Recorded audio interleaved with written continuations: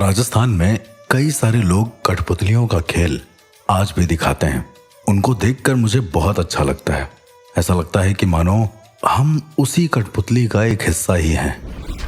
आमतौर पर देखा जाए तो हम शायद एक ऐसी कठपुतली हैं या फिर एक ऐसी डॉल हैं जो कि भगवान चला रहे हैं।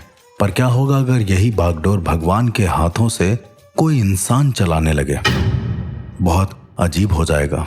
वो चाहे तो हम हाथ उठाएं, वो चाहे तो हम अपनी आंख बंद करें, वो चाहे तो हम पूरी तरीके से अपने गले को काट दें, वो चाहे तो हम हमेशा के लिए मौत की नींद सो जाएं। मुझे समझ में आ गया है कि कई सारे ऐसे तंत्र भी होते हैं जो बहुत ज़्यादा भयानक होते हैं। और जिस तंत्र के बारे में आज मैं आपको बताऊंगा, जिस केस के बारे में आज मैं आपको बताऊंगा, वो केस मेरे जीवन का एक ऐसा केस था जहां पर मुझे आत्मा को मुक्त कराना जरूरी था, ना कि उससे लड़ना। मैं बात कर रहा हूं एक ऐसे तंत्र की जिसमें इंसान को पूरी तरीके से कंट्रोल किया जाता है। उसकी चेतना को एक छोटे से डॉल के अंदर भर के उस डॉल के ऊपर सुई चुभोई जाती है। हमने अक्सर ऐसा टीवी में और न जाने कितने ही सीरियल्स में देखा हुआ है कि एक तांत्रिक एक छोटी सी डॉल लेता है और उसके चारों ओर एक कपड़ा बांधता है, फिर वो एक बाल लगाता है और जैसे ही सुई चुभोता है तो जिस अंग पर सुई चुभोई होती है उसी अंग पर इंसान को पेन होना शुरू हो जाता है, जो कि उससे कोसों दूर बैठा होता है। इस तरह के तंत्र को हम वूडू तंत्र बोलते हैं, वूडू मैजिक, जिसमें इंसान की प्राण प्रतिष्ठा की जाती है एक डॉल के अंदर, एक ऐसे यंत्र के अंदर जो हूबहू उसके जैसा दिखे और उसके जीवन की कोई चीज उस वूडू तंत्र से, उस वूडू डॉल से जुड़ी हुई हो। कई बार मेरे पास फोन आए वूडू डॉल के लिए, वूडू मैजिक के लिए, पर मैंने मना कर दिया क्योंकि मैंने आज तक कभी इस तरीके का तंत्र ज्यादा नहीं सीखा था। मेरे गुरु ने जितना मुझे बताया था वो सिर्फ उसकी काट थी, मैंने उसको प्रॉपर सीखा नहीं था। एक दिन मेरे पास एक कॉलोनी से कॉल आता है, तुलसी विहार कॉलोनी। वो कॉलोनी थी फतेहपुर में।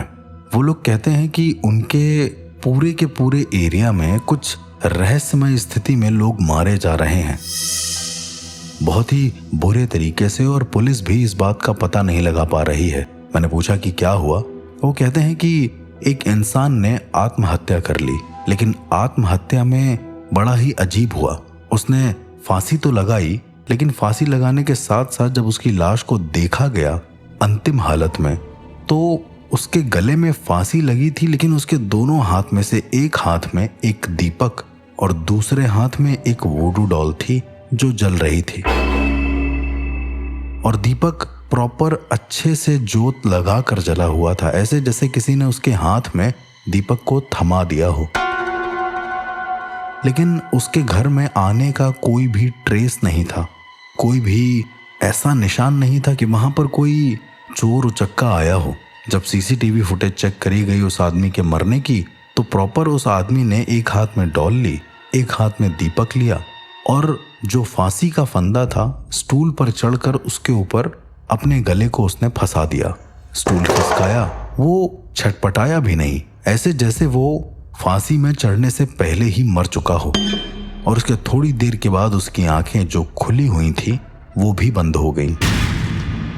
मैंने ये केस सुना तो मैं पूरी तरीके से दहल गया कि एक इंसान जो एकदम वेल मेंटेन्ड मौत मर रहा है, वो भी इस तरीके से। कई सारे ऐसे तांत्रिक विधान होते हैं जिसके अंदर आप वूडू मैजिक यानी कि वूडू तंत्र से बने वूडू डॉल को पकड़कर अपने दूसरे हाथ में दीपक लेकर आवाहन करते हैं बुरी शक्तियों का, और उसके बाद वो बुरी शक्तियां आपकी मदद करती हैं।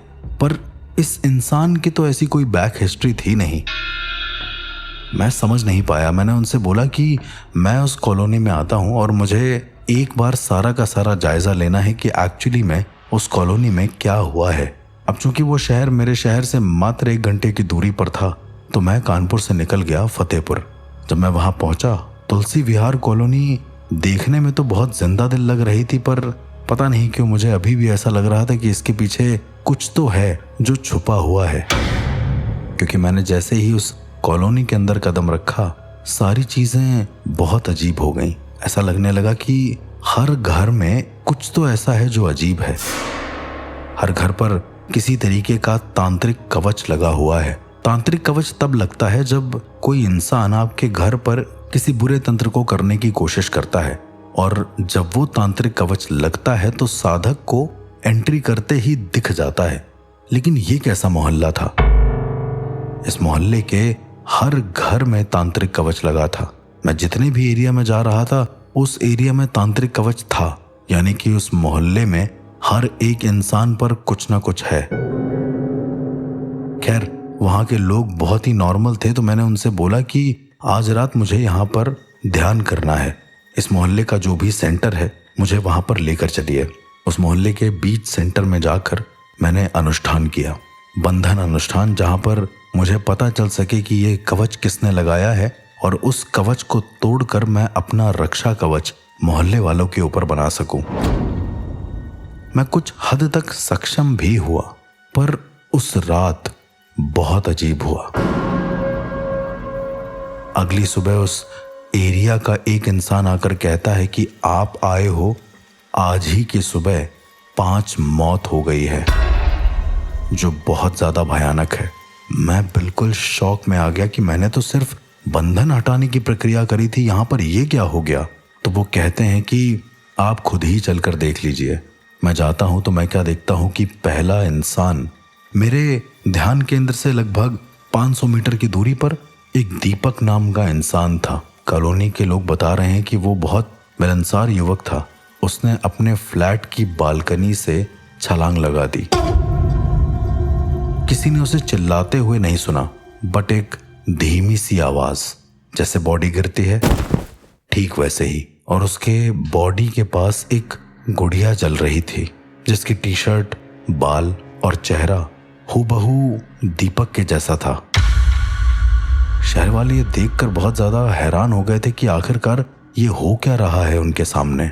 दूसरी मौत वहां से मुश्किल 500 मीटर, हर 500 मीटर पर एक मौत। आप सोच के चलिए कि हर 500 मीटर पर आपको एक लाश दिख रही है, कितना अजीब लगेगा। एक अंजलि नाम की लड़की, जो बहुत ही शांत और पढ़ी लिखी महिला थी, वो सुबह अपने कमरे के आईने के सामने बैठी। धीरे धीरे उसने अपनी कलाई पर खुद से चोट पहुंचाई। किसी ने उसकी चीख नहीं सुनी, कोई मदद की गुहार नहीं, बस उसके घर के बाहर लिखा था खून।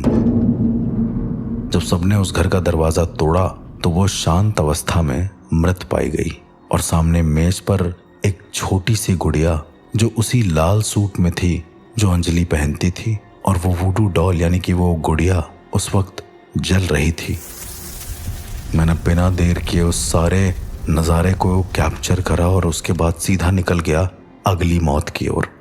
एक रमेश नाम के बुजुर्ग अंकल, जो वही मोहल्ले में ही रहते थे। कई दिनों तक वो नजर नहीं आते थे लोगों को, और उसके बाद कभी कभी निकलते थे तो बस राम राम कहते थे। उनके घर के बाहर भी खून लिखा हुआ था। जब पड़ोसियों ने दरवाजा तोड़ा तो वो कुर्सी पर बैठे हुए मिले, और उनके हाथ में एक किताब थी। किताब में कुछ भी नहीं था, खाली किताब, ऐसे जैसे मानो वो किताब को पढ़ना नहीं चाहते हों, उसे लिखना चाहते हों। कमरे में कोई भी शोर और संघर्ष का निशान नहीं था, लेकिन मेज पर एक वुडू डॉल रखी थी, जिसकी आंखों पर वैसे ही ऐनक थी जैसे रमेश पहना करते थे, और वो डॉल जल रही थी बिना आग के। अगले सीन को मैं बयां करूं उससे पहले मैं आपको बता दूं कि ये सारी चीजें देखकर मेरी रूह कांप गई थी, क्योंकि कभी भी मेरी वजह से ऐसी मौतें मैंने एक्सपेक्ट नहीं करी थी। चौथी मौत जो मैंने देखी वो एक नेहा नाम की युवती की थी, जो कि रोज पार्क में टहलने जाया करती थी, और ये मौत उसी पार्क में हुई थी जिस पार्क में मैं ध्यान कर रहा था। जब मैं उस पार्क की ओर वापस जाता हूं तो उसका शव एक बेंच पर अजीब अवस्था में मिलता है, आंखें बंद, चेहरे पर मुस्कान, लेकिन कोई जीवन नहीं था। उसके पैरों के पास एक गुड़िया धीरे धीरे जल रही थी। उसका स्कार्फ और बाल नेहा जैसे ही थे। और पांचवी मौत करण नाम के एक युवक की हुई थी, जो नाइट शिफ्ट में बाहर काम करता था। अचानक उस रात अपने कमरे में बंद हो गया। उसके घर के बाहर भी खून लिखा हुआ था। जब दरवाजा तोड़ा गया तो करण का शरीर जमीन पर पड़ा था, जैसे कोई नींद में ही उसे ले गया हो। लेकिन कमरे के कोने में एक फर्श पर वुडू डॉल जल रही थी। उसके कपड़े वही थे जो करण रोज ऑफिस पहनकर जाया करता था। मैं अब समझ गया था कि यहाँ पर जितनी भी चीजें हो रही हैं ये किसी पैटर्न को फॉलो करती हैं। मैंने जब उस पैटर्न को समझने की कोशिश करी तो मुझे बहुत बड़ा खुलासा हुआ। मैं समझ गया था कि इस पैटर्न को समझने के लिए मुझे एक बार जहां जहां पर लोग मरे हैं मुझे उसको देखना पड़ेगा। मैं वापस से उन जगह पर गया, एक बार फिर से अपना ध्यान केंद्रित करा। मैंने नोट किया कि वहां पर एक पैटर्न है। हर मौत के केंद्र में एक वर्त, एक सर्कल बना था जो बहुत प्राचीन वुडू चक्र से मेल खाता था। गुड़िया के जलने की गंध में एक विशेष तेल की खुशबू थी जो केवल एक दुर्लभ तांत्रिक रस्म में उपयोग होती है, जिसे प्रेत बंधन कहा जाता है। हर मृतक की छाया अब भी वहां अटकी थी, जो दर्शाता था कि उनकी आत्माएं मुक्त नहीं हुई बल्कि किसी शक्ति द्वारा बांध दी गई हैं।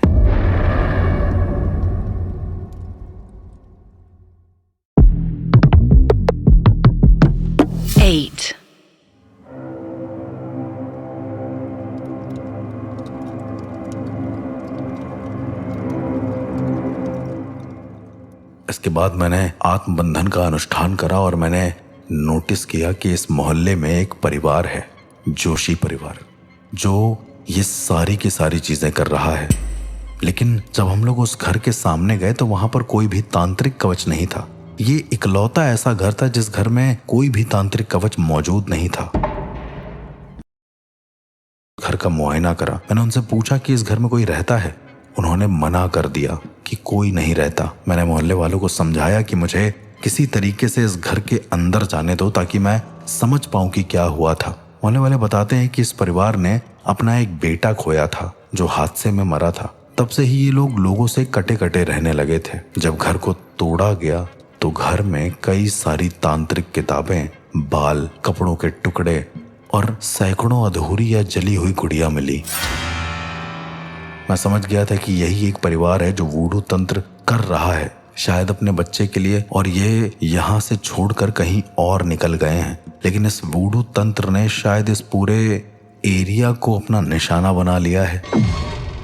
मैंने वहाँ की कुछ ऐसी किताबों को अपने पास रख लिया जो मेरे काम आ सकती थी किसी तरीके से, पर मुझे ऐसा लग रहा था कि जोशी परिवार तो सिर्फ माध्यम है, असली शक्ति अभी भी यहाँ पर घूम रही है।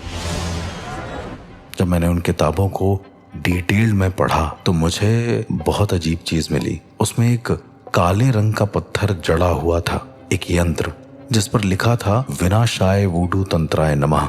इस यंत्र से यह पता चला कि जोशी परिवार केवल साधक थे, असली शक्ति थी वृत्ता देवी, एक प्राचीन वुडू तांत्रिक की आत्मा जिसे कभी तंत्र के नाम पर शायद मार दिया गया था।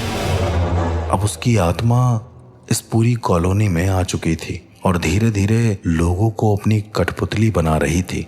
शायद जोशी परिवार ने जो तंत्र करा था उसकी वजह से यह आत्मा जागृत हो गई हो। मैंने पूरे मोहल्ले वालों से कहा कि आप लोगों को एक अनुष्ठान करना होगा, सभी के सभी परिवार वालों को। कोई भी इंसान घर से बाहर नहीं निकलेगा जब तक मैं नहीं कहूंगा, और मैं वहीं पर जहां पर मैंने सबसे पहले अनुष्ठान किया था, मैं वहीं पर एक अपना प्रयोग करूंगा जिससे शायद चीजें ठीक हो जाए। सब मेरी बात मान गए। उस रात जब मैं ध्यान कर रहा था तो अचानक से मुझे किसी के चलने की आवाज आई। एक दो इंसान नहीं बल्कि पूरी कॉलोनी। जब मैं नोटिस करके देखता हूं और अपनी नजरें उठाता हूं तो मैं क्या देखता हूं कि एक नहीं, पूरी की पूरी कॉलोनी मेरे सामने आ रही है। आंखों में शून्यता, शरीर में ठहराव, लेकिन आत्मा में आग। हर व्यक्ति के हाथ में एक छोटी अधजली गुड़िया थी और वो सब एक ही स्वर में बोल रहे थे, वृत्ता हमें आजाद नहीं चाहती। मैं जानता था कि अब ये साधारण उपाय और साधारण ध्यान यहाँ पर चलेंगे नहीं। इस वजह से मैंने वहां पर 3 प्राचीन अनुष्ठान करे जिसके साथ ही वृत्ता की शक्ति को रोका जा सकता था। पहला अनुष्ठान फायर मंडला, मंत्रबद्ध अग्नि चक्र। मैंने वहां पर एक यज्ञ स्थल बनाया और उसमें एक विशेष वुडू वशीकरण मंत्र और उसमें एक विशेष वुडू शुद्धिकरण मंत्र का उच्चारण करते हुए अग्नि चक्र को प्रज्वलित किया। इस अग्नि ने पहली बार वृत्ता की ऊर्जा को बांधने की कोशिश करी। कुछ लोग तो बेहोश हो गए, लेकिन कुछ लोग चीखने लगे क्योंकि उनके अंदर छुपी हुई शक्तियां जलने लगी थीं।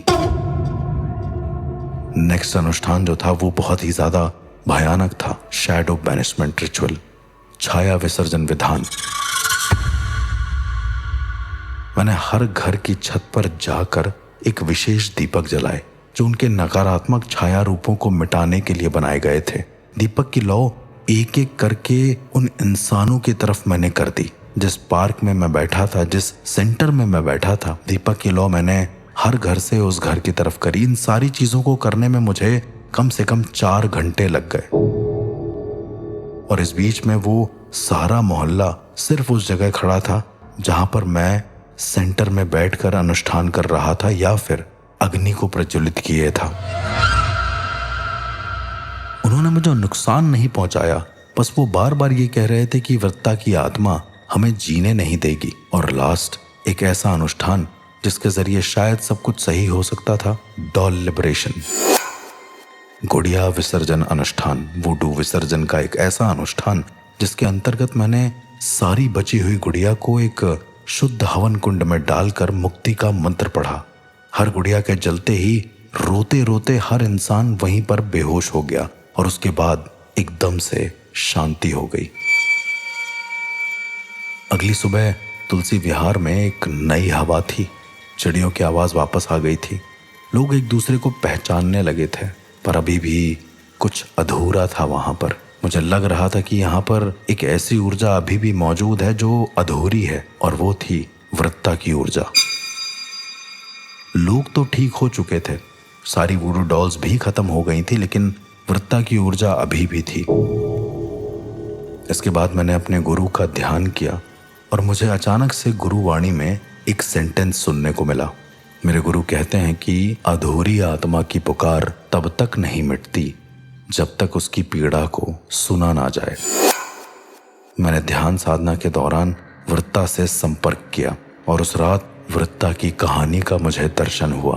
वृत्ता दरअसल कोई आत्मा या फिर कोई ऐसी बुरी महिला नहीं थी। वो एक साधारण लड़की थी जो यहाँ पर 200 साल पहले इसी जमीन पर रहती थी। उसका परिवार वुडू तंत्र में विश्वास करता था, जिससे वो लोगों को ठीक करती थी। लोगों को ठीक करते करते कुछ गांव वालों की नजर उसके ऊपर भी थी। तो एक रात कुछ बुरे लोगों ने उसके साथ दुष्कर्म किया, उसके परिवार वालों को मार दिया। और इस बात का पता किसी को चले ना, इस वजह से उन लोगों ने गांव में झूठी कहानी फैला दी कि ये लड़की डायन है और इसने अपने ही परिवार वालों को मार दिया है। वो वृत्ता चीखती रही, लेकिन किसी ने उसकी बात नहीं सुनी। उसे एक पेड़ से बांधकर उसके हाथ में जितनी भी वुडू डॉल उसने बनाई थी उसे थमा दिया और उस डॉल को वहीं पर वृत्ता के साथ जिंदा जला दिया। वृत्ता कहती रही कि मेरे घर में मेरे लोग मरे हैं, मेरे साथ दुष्कर्म हुआ है, लेकिन किसी ने सुना नहीं। मरते समय उसने कहा कि अगर मेरी पीड़ा को कोई ना सुने तो मैं कभी चैन से नहीं रहूंगी और ना ही किसी को रहने दूंगी। ये वुडू डॉल ही तुम सबकी मौत का कारण बनेगा जन्मों जन्मों तक। ये सब देखकर मेरी आंखें बहुत ज्यादा नम हो गई थी। मैं समझ गया था कि वृत्ता केवल बदला नहीं चाहती, वो एक सम्मानजनक विदाई चाहती है, एक मुक्ति, एक सुने जाने वाली पुकार। मैंने तय किया कि अब मैं वृत्ता को हराऊंगा नहीं, उसे मुक्त करूंगा। इसके बाद मैंने अपने गुरु द्वारा सिखाई वुडू पुनः संवाद विद्या का उपयोग शुरू कर दिया। ये एक प्राचीन तंत्र था जिसमें आत्मा को दोबारा सामने लाया जा सकता था। मैंने 2 बहुत ही ज्यादा विशेष अनुष्ठान वहां पर किए। पहला अनुष्ठान, शव अवशेष यज्ञ, रिचुअल ऑफ एशेस। मैंने वृत्ता के बारे में हर एक चीजें जानकर उसके पुराने मृत्यु स्थल से कुछ मिट्टी इकट्ठा करी और उस स्थान पर जहां पर वृत्ता को जलाया गया था, उस मिट्टी को एक शुद्ध अग्निकुंड में डालते हुए मैंने साबर मंत्रों का उच्चारण किया। मैं यहाँ पर साबर मंत्र को थोड़ा बदल दूंगा ताकि कोई भी इस मंत्र का उच्चारण दोबारा ना करे। मैंने वहां पर बोला, हे आत्मा जो अकारण मारी गई, अब सुन, तेरी व्यथा आज गाई गई। जल की लहरों से धोऊं तेरा नाम, दे अब तू खुद को मुक्ति का धाम। साबर मंत्र एक ऐसे मंत्र होते हैं जो स्वयं भगवान शिव ने कीलित किए थे। वो एक पोइट्री के फॉर्म में होते हैं जो मैंने वहां पर बोले। मैंने जैसे ही इस मंत्र को खत्म किया, लपटें और ज्यादा तेज हो गईं और मुझे वृत्ता की छाया साफ साफ दिखने लगी। इसके बाद मैंने अगला अनुष्ठान किया, जिसे हम डॉल लाइट रिचुअल कहते हैं, गुड़िया प्रकाश अनुष्ठान। उसमें मैंने अंतिम बची हुई एक गुड़िया को दीपक के साथ मंदिर के बीचों बीच रखा और मंत्र पढ़ा, जो केवल एक बार ही काम करता था पूरी जिंदगी में। मैंने पढ़ा, गुड़िया जो बंदी थी तेरे नाम की, अब जलेगी केवल मुक्ति के काम की। दिखा दे तू अपना रूप अंतिम बार, फिर छोड़ दे ये जीवन संसार। उस दीपक की लौ बढ़ती चली गई और वृत्ता प्रकट हुई, एक धुंधला सा साया जिसकी आंखों में आंसू थे लेकिन चेहरा बहुत ज्यादा क्रोधित। वृत्ता अब एक प्रेत शक्ति बन चुकी थी जो हवा को काट रही थी और पेड़ को अजीब तरीके से झुका रही थी, शायद मेरी चेतना को भी भटका रही हो। वृत्ता ने मुझ पर छायाओं से हमला किया। अंधकार से बनी वो आकृतियां मेरी ओर ऐसे आ रही थी जैसे मान लो वो मुझे मार डालेंगी। मैंने उसी वक्त अपने गुरु का सिखाया हुआ त्रिनेत्र वज्र कवच मंत्र पढ़ा, ओम ह्रीम त्र्यंबकम अग्निवेगाय नमः। एक तेज रोशनी ने उस छाया को काटा और उजाला अजीब सा आ गया, मानो जैसे सुबह होने वाली हो। इसके बाद वृत्ता और भी ज्यादा उग्र हो गई। उसने बहुत बुरी तरीके से मुझे मारना चाहा। मुझे लगा कि मैं जितना इससे भागूंगा उतना ज्यादा दिक्कत होगी, इसलिए मैंने अपना अंतिम अस्त्र इस्तेमाल किया, आत्म स्पर्श साधना। एक ऐसी साधना जिसमें मैं आत्माओं को छू सकता हूँ। मैंने अपनी ऊर्जा वृत्ता की आत्मा तक भेजी, लड़ने के लिए नहीं बल्कि महसूस करने के लिए। मैंने उसको बोला कि वृत्ता, मैं तुमसे डरता नहीं हूं, मैं तुम्हें सुनता हूं। थोड़ी ही देर में उसकी आंखों में आंसू दिखने लगे और वो चीखने लगी, लेकिन इस बार दर्द में नहीं, रिहाई की आस में। मैंने आखिरी मंत्र का उच्चारण उसको पकड़ के ही किया। मैंने बोला, ओम आत्मदाय नमः, मुक्तिदाय नमः, तव शांति स्थाय नमः।